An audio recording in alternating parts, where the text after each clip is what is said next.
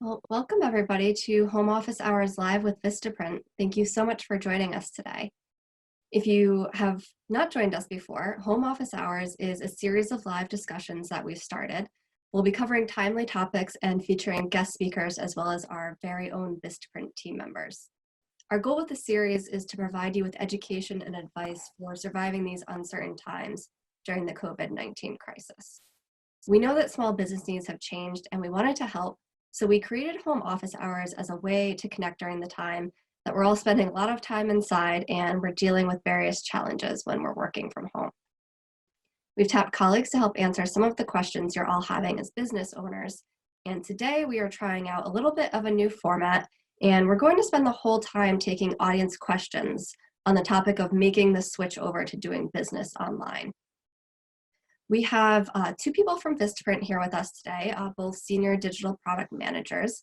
So we have Douglyss, Giuliana, and Ryan Burke. So I will turn it over to the two of you to give a quick intro. And Douglyss, can you start us? Yes, good day, everyone. My name is Doug Giuliana. I am a senior product manager at Vistaprint working on our digital marketing tools team. I've also owned a number of small businesses over the years, and I do still currently run a small business. So I truly empathize with all you owners out there that are fighting the good fight right now, and hopefully we can help. Thank you. And my name is Ryan Burke. I'm a senior product manager here at Vistaprint. I've been at the company for just under a decade. So this summer will be 10 years. I've worked across our product lines, and I've been personally kind of involved in variety of like political campaigns and things like that, where kind of digital marketing and digital outreach is uber important. So happy to kind of field questions that you guys have. Awesome. Well, thank you so much for taking the time to be with us today. On the topic of time, we had intended for this AMA, Ask Me Anything session to be about 30 minutes, but we are all available for the next hour. So if the questions are still coming at 12:30, we will still be here and we'll still be taking those. Wanted to cover a couple of things before we get started. If you're joining us on Zoom, you can submit your questions using that Q&A button at the bottom of the screen. We are trying to get our Facebook live stream working. So if you are joining us on Facebook, you can enter your questions in the comments. We'll receive those in the Zoom Q&A. So let's get started here. I think we have a couple of questions already. So I will get started with these questions that have come in so far. And please keep them coming. Again, Q&A button at the bottom of your screen if you're on Zoom. So let's see, let's start with this first one here. Douglyss, maybe you can start us off with this one. So I don't have a website at all. Are there any tools that you can suggest to help me get started? Yes, absolutely. It's often daunting for a small business owner to think about building a website if they're thinking about it in terms of needing to know a lot of programming skills. And there's a number of tools out there today that make it very easy for anyone to put a website together in fairly short order. Vistaprint does offer a website builder tool, and there are a number of other ones out there. And what these tools allow you to do is put together your website, just dragging and dropping different blocks and components on the page. So those could be text, components. It could be photographs or images, a map of your location, a list of your products and services. So it can be very easy to put a website together using a tool like this. There's also a number of services that do it for you, and Vistaprint again offers a do it for you service where our designers at your direction will put together a website that matches what you want, that's customized just for you. So that's a very time efficient way to get up and running with a very nice looking website. And then finally, Ryan has been working on a product that we're about to release in the next few days called Profiles that will actually allow you to get a one-page website up and running in 5 minutes just by answering some basic questions about your business and the products and services that you offer. So you have a variety of ways you can get online very easily depending upon how much investment you want to make of time and money. And if I could jump in quick too, I think it's important to note too that websites or anything online, different than print, where once it's printed in your hand, like kind of that's what it is. Whereas websites and things of that nature, they're living consistently. So you can come back as frequently or infrequently as you want to make updates and it's one click of a button to, push that information live. So I think it's like getting started, you can be simple, and then you can build on it over time just because of the nature of the products and services that are online. Yeah, that's a very good point, especially right now. Things are changing really quickly, so the ability to make updates like that is super important. And actually, one of the next questions, I'll throw this in now because it's related to this topic of making changes and building on. So we own an independent, family-owned and operated pharmacy and medical equipment company since 1908. Our current website is not an e-commerce site, but has requests for refills that is critical. My question, how do we build onto a current website that someone else built? So and Doug, feel free to kind of hop in. There's a few ways you can go about it. You don't necessarily have to set up an entire online store to fulfill these requests. One way to do it, and even if you don't have access to kind of updating the website itself, you could field requests via email or simple form submissions. There are providers out there where you can have like an easy to create form that someone, your client or your customer can submit that request. It goes hand in hand with being able to monitor those requests in real time. And depending on the size, it sounds like it's a family owned and operated business. And I just saw a clarification that just come in. Yeah. They do have a fill request in place already. Okay. But since it's a family owned and operated, I'm assuming that you've probably been at that location for a long time, and it's kind of the old Cheers reference where everybody knows your name. So I'm assuming that a lot of your clients and customers you probably know on a more personal level. So even things like text messaging and stuff like that are easy. But I don't know if the clarification might change it. I don't know, Doug, if you want to. So the fill request is in place already, and they are looking to add on products that they carry. So there's an existing site that someone else built, and they're looking to add on products from there. Yeah, so Doug, I don't know if you want to hop in. Yeah, I mean, there are certainly some solutions that you can use to bolt onto an existing site. So I believe like with a tool like Shopify, you can actually build your catalog and e-commerce, site on Shopify and just connect it to your existing website. So you can still use everything on your existing site, but when someone clicks that they want to shop, it will redirect to a third-party tool like that will handle all of that, catalog and purchasing and sending you these like shipping requests. So there are tools that will do that. Okay, great. Thank you both. And a similar question, you may have already covered it, but in case you have anything to add here, another question was, are there any templates to go off of for multiple product sales? Is that covered by Shopify? Doug, you want to go? Yeah, so certainly most of the website builder tools that support, catalogs or e-commerce will have a handful of templates that you can use to define the layout so that you're just basically inputting your product names, descriptions, and photos, and this tool will automatically lay out each page using the same template or some small set of templates. So you typically don't have to worry about doing any of that kind of heavy design work or database work. These tools will allow you to basically just put in the stuff that which is your product information, and the tool will take care of the rest. Okay, perfect. Thank you. Now, our next question here, Ryan, would love to toss this one to you. This person doesn't have a site, but they do have 1,000 Instagram followers, 700 on Facebook. And they're asking, can they just use their social presence to do business online versus standing up a whole site? Yeah, absolutely. If that's where your followers and your customers are, you should leverage that to its fullest. The one thing to go off of social and things of that nature is because information can be posted and shared and everything. Sorry, the dog's in the background. I don't know if you guys can hear it or not. It's probably a dog walking by. But if you post, you want to make sure that the content and stuff is relevant to your audience. So you don't want to necessarily be pushing everything in a sales-oriented mindset. I think providing information that's relevant, providing kind of industry or world-related information for articles to share, I think all of that stuff goes a long way. But certainly, if that's where your customers and clients are, that's what you should be using, and use it to its fullest. Awesome. Thank you. This next question here, Douglas, would love if you can take this one because I imagine that you're probably pretty aware of this as a business owner yourself. I'm so new to all of this. Are there any resources or tutorials that you would suggest that I can use to learn? Yeah, great question. I mean, we're presented with something new like this, new that we have to do. It can be difficult to figure out exactly what do I need to know. But luckily, especially for dealing with digital marketing tools, there's a huge amount of information on the web that you can find. But I'll give you direct you to a couple maybe useful resources.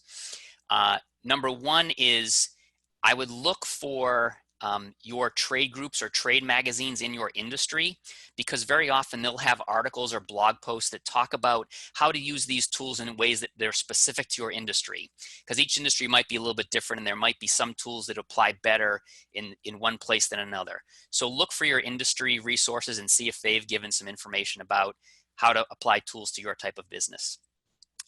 Number two, there's a lot of small business forums out there that will have great discussions or even articles on how to use some of these tools specific to small business. So there'll be ways that us lay people can use them.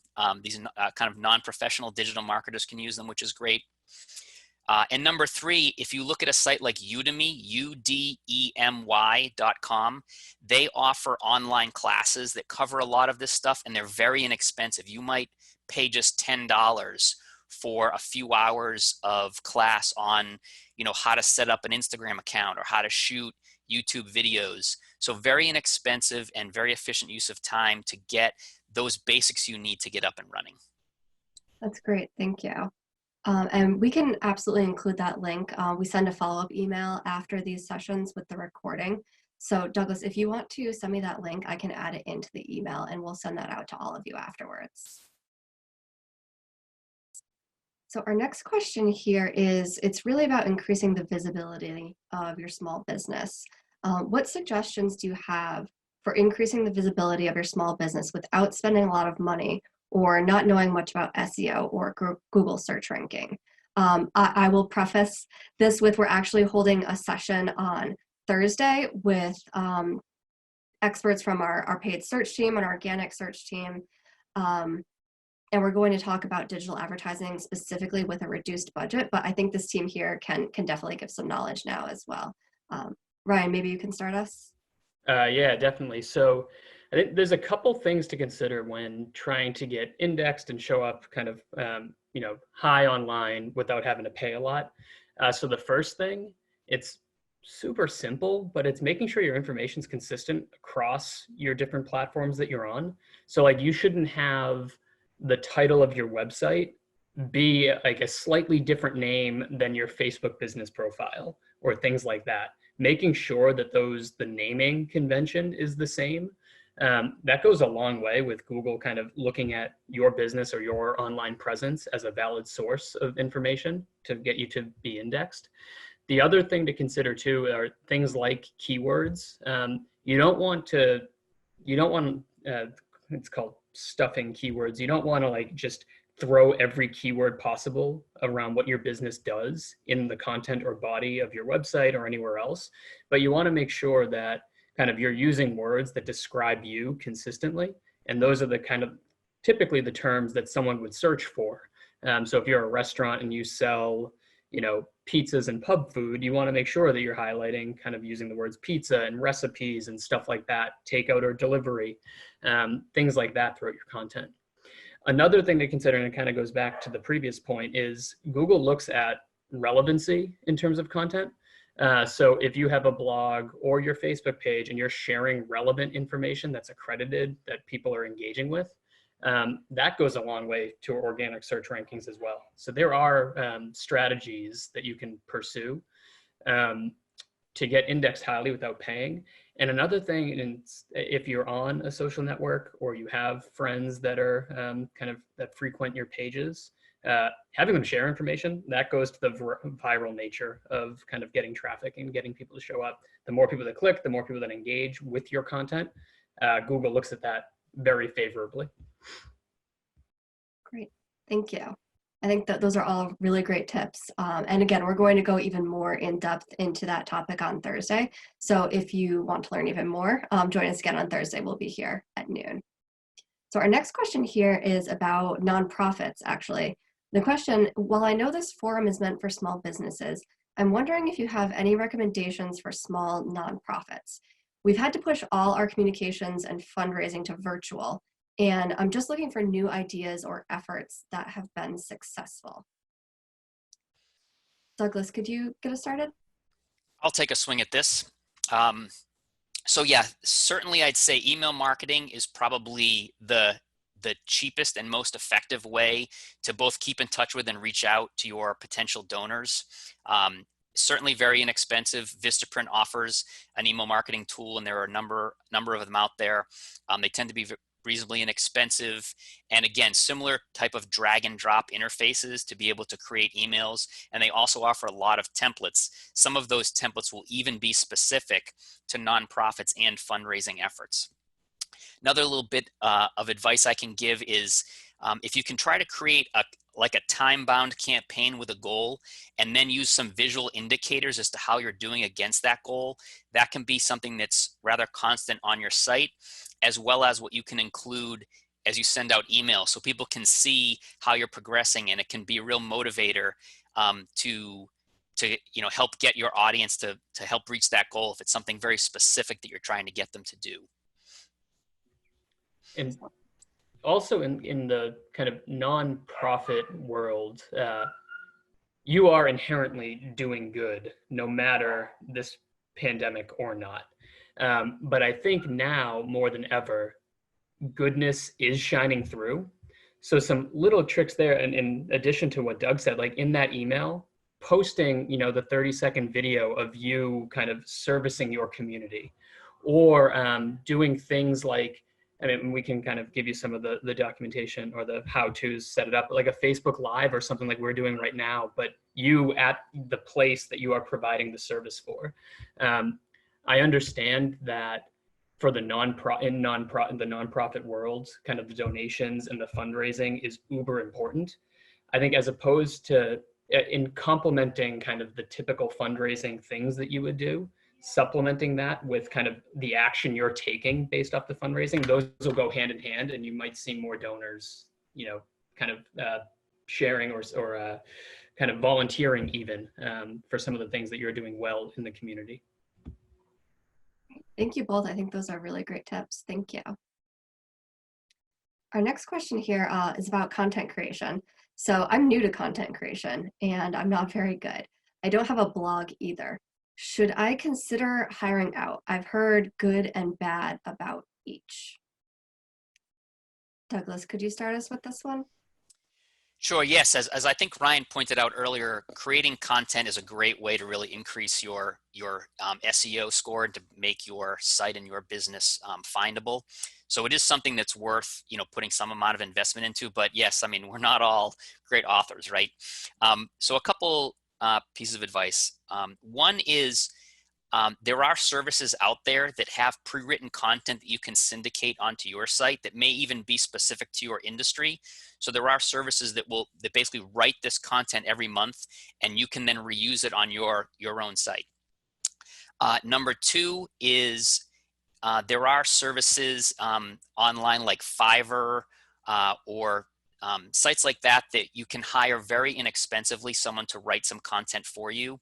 You want to obviously make sure that they have some knowledge about your industry, but it can be a very inexpensive way to even just test someone out to write something for you that you're not actually going to publish. And if they kind of pass your litmus test, you can then set up an ongoing relationship with them because now you've built up some trust and they can continue to provide some content ongoing. Number three, you might also be able to find other companies, again, in your industry that are already doing this, and you might be able to kind of partner with them to either create or purchase or just share some of this content. So you're both not having to create these things from scratch, but you can kind of build off of things that each of you is doing. And I'm also interested just kind of what industry the person asking the questions in. Just as a kind of more macro blanket statement, you're in business because you are an expert in what you do, in the service provide or the products you provide, so people are looking at you for your expert advice in the given area. And I think kind of there's obviously kind of using curated content like Doug was mentioning here, but also being true to yourself. It doesn't have to be perfect, but people look at you as the expert in the given area that you're working in, and just sharing what you're doing, whether it's kind of mason work and imagery and things like that of kind of some of the projects you completed, or kind of posting a photo of a great pizza or a great new dish or recipe like that. And you don't necessarily have to write paragraphs for it to be awesome content that people can engage with. So I think balancing the two, especially kind of as Doug mentioned, focusing on the industry that you're in, I think you want to balance kind of broader industry content with stuff that's uniquely yours, and what you do in the services or products that you provide. Yeah, I think that's a really great point, Ryan. Thank you. And Douglas, you had mentioned a site. I hadn't heard of it before. Can you just repeat it again? Was that Fiverr.com? Yes, Fiverr.com. It's basically a site that offers a huge variety of services. It's a person to person. So there are experts on there that do everything from digital marketing to content writing to, developing, products and programs. But it can be very inexpensive way to find some of these experts all over the world. Great, thank you. And to Ryan's point, if the person who's asked that question would like to comment what industry they're in, we might be able to go a little bit further in depth later on. So definitely feel free to add any more detail that you might like, and we'll come back to it. Our next question here. So we've talked a little bit so far about selling products. We've talked about having a form on your site and using Shopify, but this is a little bit different. So how do I use my website to sell my service? I didn't do selling services or products before. It was just about me and my business and my contact and location info on the site. Ryan, can you start us with this? How would you suggest kind of pivoting the use of that site to be not just about the business and the contact info, but how to actually like sell your service? Yeah, so I'm kind of interested to learn more, whether it's like the services that you provide are kind of like group oriented versus one-on-one consultations, or kind of that kind of service. The thing that I would say is for either of them, I think kind of allowing your clients or prospective customers to opt in to kind of video consultations like Zoom and WebEx, and I think Google actually just launched a free version of a video sessions tool. I think it's Google Meet, it might be tied to Hangouts. But kind of offering those up as a way for customers or prospects to interact with you will allow you to kind of at least hone in on the type of service that is being provided. Also in the services industry, I think being front and center around the things that you're doing to make sure that you are contributing to not kind of passing along the virus. Like, so you guys heard the dog in the background. He's about almost 7 months old. Me and my wife, we've had him for about 3.5 weeks, but we're going to starting puppy training. And like one of the first things that the trainer emailed us was all the steps that she is taking to make sure that everyone, all 4 of us, are as safe as possible. Kind of, we have the training this afternoon. So things like disinfectant and wearing masks and all these things. And it was actually, it's kind of blunt and to the point, but it's refreshing to know that, hey, we're all, taking these steps to do so. So, we interacted with her via email and then kind of back and forth, and we're meeting in person today, social distance, 6 feet. But I think kind of being front and center around the steps that you're taking to make sure that you are providing your service in the safest possible way will go a long way as well. Build on that a little bit. My mother owns a dance studio, and she has had to move all her classes to online. So they're doing, Zoom video dance classes, which of course they can't be quite as effective as in person, but at least it's something. She's able to generate some revenue, and the parents of her students are extremely happy that the kids have something to do during the day to keep them moving. We've also seen companies like yoga studios that are doing similar things. So you don't have to necessarily build a lot of this stuff straight into your site, but you can use your website to promote that you're offering this. and allow people to sign up through the site, through email or through a web form. And you can even take payments using the existing systems that you're already doing, or even use something like PayPal or Venmo. And most of these services are free or just take a tiny piece of the transaction. So it's a great way to kind of enable that you to continue to generate some revenue, but again, without having to do a lot of heavy lifting to get going. And to go back to that previous question around content creation, now, depending on where you are and what state or country you live in, you're going to have to get kind of approval from those that are on a video call to record it. But if you do have folks that are willing and or opting into being recorded, that's free content too. So you might, depending on the plan you're in, if you have to pay or not, that's kind of an open question. But like this, if you're recording this session, you have free content that can be syndicated from your website as well, and kind of lead to the follow-up or the next kind of virtual session or whatever you do. So this video stuff can be free content for you as well. That's a great point. Yeah, not all content is written. Thank you for adding that. And to your point, Douglas, about the yoga studio, my yoga studio has been doing that as well. As far as the consumer standpoint there, the sign-up process has been exactly the same for me. So I sign up the same way that I always did. I pay the same way that I always did. The only difference is now after I sign up, I get an email with a Zoom link and a password. So there are some easier ways that you could do that without totally turning it upside down. So our next question here, it's about the look and the feel of the website. Ryan, maybe you can start us off with this one. How do I make sure that my website looks good and appealing? Because I'm not a designer. Yeah, so I think that, there are some specific things that you want to keep in mind, designs, knowing design or not. I think there's things like colors and fonts. You don't want stuff to be disjointed or jarring, and you want to stay true to kind of the colors that represent you. Also, one of the things that I look for when I'm going to a website, and small business or big business alike, it doesn't matter. For me, I look for the curated imagery. I don't need to see perfect imagery that I know is stock. It's out of the box. Can be accessed from any web builder. I look for the personalized imagery that you use in the design. So whether it's pictures of your storefront or pictures of a new plate or a new recipe, or you in action walking or training dogs or whatever it might be, I look for that kind of personalized design aesthetic in any website that I look at. But I think things like colors, fonts, having your business name, even though it's not specifically design and colors, but having your business name front and center, as well as a logo if you have one. I think that's kind of the design elements that I would look for, but also complementing that with your personal imagery that highlights who you are and what you do. Yeah, I'll add on to that too. Most website builders, and Vistaprint does this as well, the templates and the designs that they're giving you are already made to look and feel modern and appropriate. And we even have industry specific templates that are very applicable to your industry and the way your business should present itself. And also, if you're a Vistaprint customer that's bought some print products from us, you can actually pick a website template that exactly matches the template that you were using for your print products. So now you've generated a consistent look and feel across both your print and digital. Great, thank you.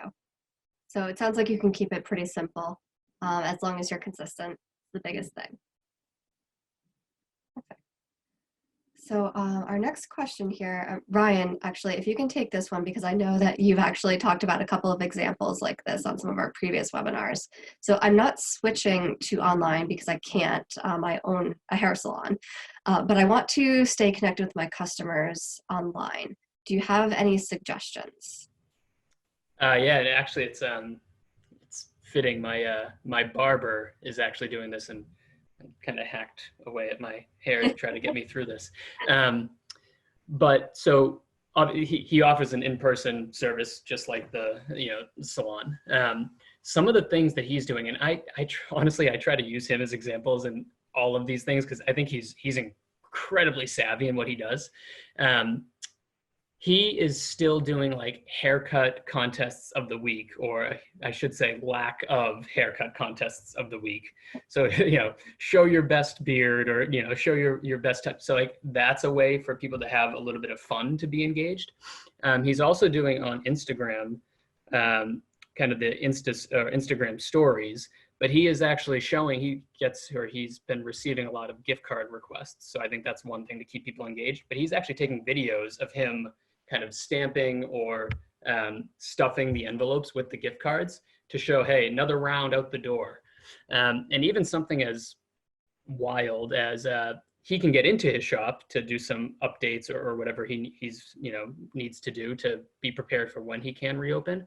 But he like even posted a video about replacing his toilet and sink in the bathroom in the place, or in the shop. So I think there are things like that where you keep people engaged. You're not selling heavy or selling hard, some other thing, but it's showing that you are kind of making it through, and people are engaged in that content, and they will contribute to help you make through. So he's in my opinion, I think he's a great example of kind of the things you can do to keep people engaged without actually providing your physical service. Yeah, I think those are some great ideas. I love those. Thank you. Our next question here, I think a lot of people are probably wondering this one. So I definitely want to make sure that we address it. Is it worth making these changes to do business online only to change back to my regular way of doing business in person? Douglas, can you start us off with an answer to this one? Yeah, great question. I think really two parts to this question. One is, a lot of what we're talking about here really are good practices in general. Having a web presence, being on some social media, having some content, making sure your website can be found. These are generally good practices no matter what. And this is actually a good time. If your business is a little slow, you might have some extra time to invest in these areas that not only serve you today, but will continue to serve you in the future.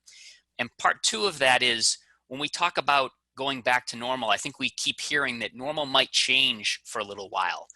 We might not really get back to the way we were in January for some period of time. So while business may open up, and we may get customers coming into the stores a bit more, there's still going to be, for some period of time, some amount of apprehension around that. So I think that the tools that you're leveraging now to, sell online or deliver things remotely, there's still going to be an appetite for that for some time to come. So I wouldn't expect that, come June or July, everything is as if this never happened. It's probably going to be quite some time before people go back to a pre-COVID world. So this selling online and delivering things remotely, I think, will continue to be at least a portion of your revenue for some time to come. Yeah, I think those are great points. When we say going back to normal, it could definitely be some time. And we've heard a lot lately about what the new normal might look like in that sort of in-between period. So I just want to call out, as we said, we'd originally scheduled this for 30 minutes, but we're definitely available for the whole hour. We have one more question right now, and we'll stay on until 1 if we are getting other questions. If we don't get other questions in, we will wrap it up for the day. So I see 2 more now in, so keep them coming and we'll stay on. So next question here. You mentioned Shopify. Have you heard of Wix, and do you have any comments about it versus Shopify? Douglas, can you take this one? I think you were the one who was speaking about Shopify before. Yes, so Wix has a website builder that's pretty similar to what we offer here at Vistaprint, but they also do have some e-commerce functionality built in, and there are other website builders out there that also do have some similar, kind of e-com functionality. The difference will be that the e-commerce functionality that's built into a builder is going to be a little bit maybe simpler and maybe not have all the bells and whistles that something like Shopify would have. So I'll give you an example of some things that may be different. Shopify has a lot of functionality around the way that it sends you how you got an order, and allows you to do things like print shipping labels and packing slips, and even pay for shipping labels as part of your transaction. So it's a much fuller, like, kind of end-to-end solution, whereas the e-commerce functionality that's typically built into a website builder is just going to be focused on a product catalog and being able to take payment in the checkout process. Thank you. All right, so our next question here. This actually came from a previous session last week, and we didn't have a chance to answer it. So this is a really interesting one. I sell a cookbook, and my main source was book signings at bookstores. So what can I do now? Ryan, can you start us off with some ideas there? Yeah, absolutely. This one's it's an interesting one. So I think there are a couple ways, and I know kind of book signings are obviously by nature in person. I think something that is interesting is I'm assuming that you go to either the same or a few similar bookstores, and I think keeping in mind that they are in the same position where they can't have people coming in, at least not yet. So I think there's a partnership here to do stuff online and maybe promote a virtual book signing, so to speak, where if you have the books on hand, kind of doing I don't know if it's a panel discussion or whatever it is with the bookshop to do something virtually, or kind of combining with other authors to do some kind of rolling, virtual book signing where, every hour there's a new author coming in and something like that. I also think that just generally for you to consumer, kind of hosting a virtual event, whether it's on Facebook or via kind of one of these tools like Zoom or WebEx, and you could highlight some of the recipes that you've done, or kind of do some kind of, and I think I mentioned it a few weeks ago when I was on last time, like if you want to ever had like kind of that itch to be, or have a segment on Food Network, well, virtually now's the time. You could kind of go through a recipe that you're doing and post the full video or post it in snippets and have people log in and kind of engage with you. Do kind of those how-tos and highlight and make sure that people know that it's a recipe from your cookbook. So I think there's different things like that, but kind of going back to the earlier point, I think partnering with that bookstore in an online way is going to go really, really far, because in theory, they have some kind of reach and clientele that comes to the bookstore, and they're in the same position. So I think kind of putting kind of both groups together to do something virtually, I think would be something that people would be interested in, one. And two, I think with no one being able to leave their home, people are looking for kind of those kinds of outlets, and something like that would be super cool to do. And kind of going back to what Doug was mentioning before, it might become part of your business, even if things do become or kind of revert back to a normal state like it was 3 or 4 months ago. So that might be just a way for another source of revenue for both, to do virtual book signings as well as in person. Yeah, I love those ideas, and I definitely agree. I mean, that could be something that you keep up going, in the new normal, whatever it ends up being. That's definitely something that you could continue with. Well, and even in the world where there's going to be limited capacity at these storefronts, I think we're based in Massachusetts. I think like the original plan is something around 30% or 25% capacity. Online, the capacity is endless. Like it's basically on whatever tier of video that you're on. So I think Zoom for free, or most of these for free, you can have like up to 100 or something participants. So you could even have a bigger reach than those that could sit in the seats at a physical in-person book signing. Yeah, that's a great point. I mean, it's really an opportunity to expand your reach and kind of grow your customer base beyond what's available to you locally. Douglas, did you have something to add there? Yeah, I love this question, but I think that we can expand it even beyond just the cookbook. So certainly for many industries, if you think hard and are creative about it, you can find a way that you can get some benefit from the current environment. So when I think cookbook, I think, boy, I'm not eating out very much at all. We got to cook all our meals at home, and we're kind of getting tired of the same old thing. If I had someone doing some videos of some new recipes for me, I'd be super excited about that. If you own a toy store, well, we have kids at home and we're trying to keep them active, and we're trying to think of new activities to do. If there was a toy store that had some videos or some writing about ways to engage the kids, and then you sold those products that were relevant to that activity. Or even you're a plumber and people don't really want, service providers coming into their home, but we still have plumbing problems. If you have a video on how to fix a toilet and then you're selling me the parts that I would need, I mean, those are all great ways to really help your customers deal with things that are unique to what's going on right now. Thank you. I think those are some awesome ideas across a lot of different industries. That's really helpful. Thank you. So I'm not seeing any more questions come in here. If you do have any questions, get them in now. In the next couple of minutes, I think what I will do here, if you are sending in any questions, is turn it over to our panelists. We usually ask at the end here for what your final thought is or your final takeaway would be from the topic of today's conversation.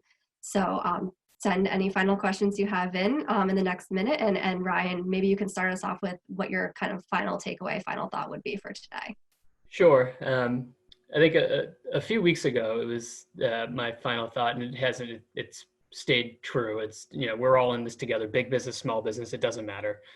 We are all helping one another.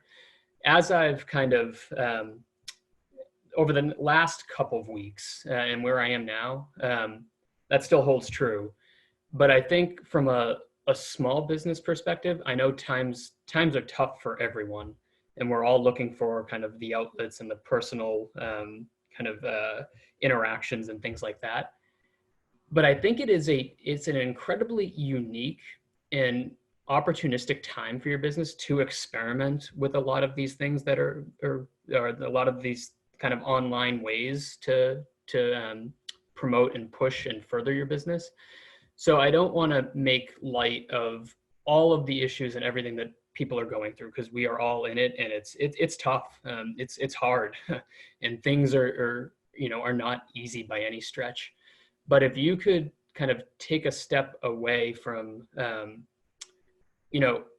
worrying intimately about all of these means and just try different things, and some of them are the recommendations that we've given, some are things that you're finding online, but experiment, because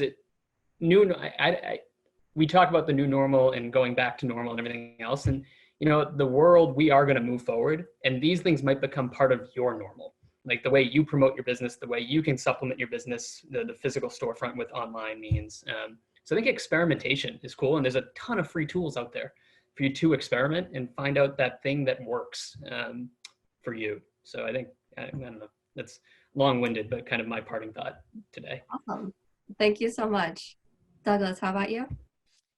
Great. I'm gonna give two final thoughts, if I might sneak a bonus final thought in. So obviously, as Ryan mentioned too, this is a very challenging and stressful time, and we're really overloaded with a lot of information and with a lot of concern. So I would give you two pieces of advice. Number one is focus only on those things that you can control. So your business, your customer, what they need. Take some time to just make these little steps to move the business forward, doing some experimentation, just like Ryan said, and don't get caught up in worrying about the things that are outside of your control, because it just won't help. It's only going to paralyze you. And number two, while it's unfortunate, that you're not maybe as busy with your business now, you can use that to your advantage. So take some time now to work on your business, not just in the business, kind of being reactive and fighting fires. It's a great time to develop some new capabilities like digital marketing. It's a great time to think about some new products or services that you can offer. And it's a great time to start establishing some systems that will make running your business easier when all that traffic comes back. So you can really set your business up for long-term success with the little bits of extra time that you have now. And of course, good luck out there. Well, thank you so much. I only see one final question in here, and that is, what is the link to register for Thursday? So I have to be honest, I don't remember the link for the landing page off the top of my head. We did just create it, and it's fairly new. But if you can drop us an email at homeofficehours@vistaprint.com, we can get that landing page to you. You'll definitely be able to find it too if you visit vistaprint.com, and we'll be sharing it on social as well. So without any additional questions, we're going to close it out for the day. Doug, Ryan, thank you so much for joining us today.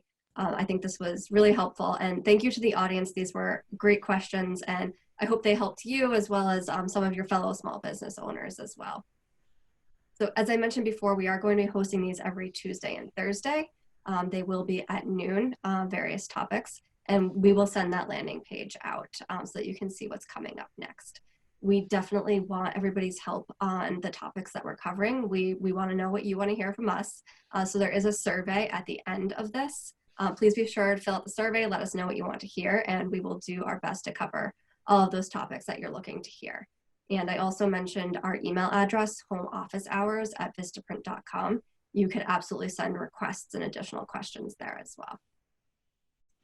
So thank you everyone for your curiosity and time. And again, thank you Doug and Ryan for joining us and sharing all of your knowledge. Thanks for having us.